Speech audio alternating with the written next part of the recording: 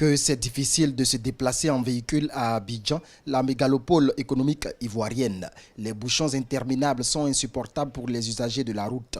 À tout moment de la journée, des voitures en file indienne à perte de vue sur différents tronçons, à Djamé, à Bobo, Yopougon, Plateau, Cocody, Marcory, Trècheville, Port-Boué, à Tekoubé, Koumassi. Bref, les embouteillages n'épargnent désormais aucune commune d'Abidjan, au grand désarroi des citoyens qui vivent cette situation résignée.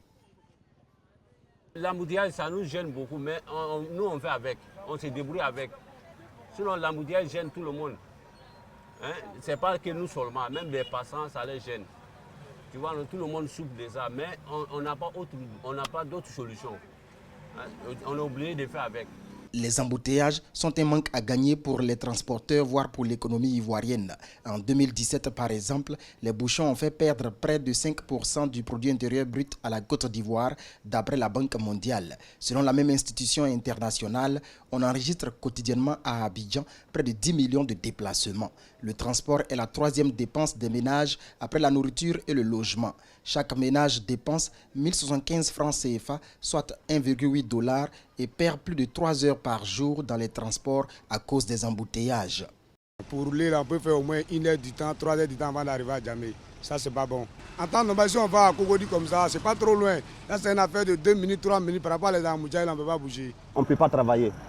Donc, il faut qu'on trouve une solution à ça pour que nous, les chauffeurs et autres, c'est pour le bien des passagers aussi.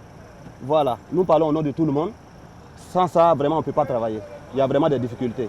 Les autorités de la ville ont entrepris plusieurs actions pour venir à bout des embouteillages. Instauration de sens interdits sur certains tronçons, lutte contre l'incivisme des automobilistes, réhabilitation de nombreuses voies, régulation de la circulation aux heures de pointe, construction d'échangeurs et de ponts pour une meilleure fluidité du trafic routier, mais rien n'y est fait. Pour certains, il faut passer à la phase pratique de la décentralisation pour régler définitivement le problème des bouchons dans la capitale économique ivoirienne.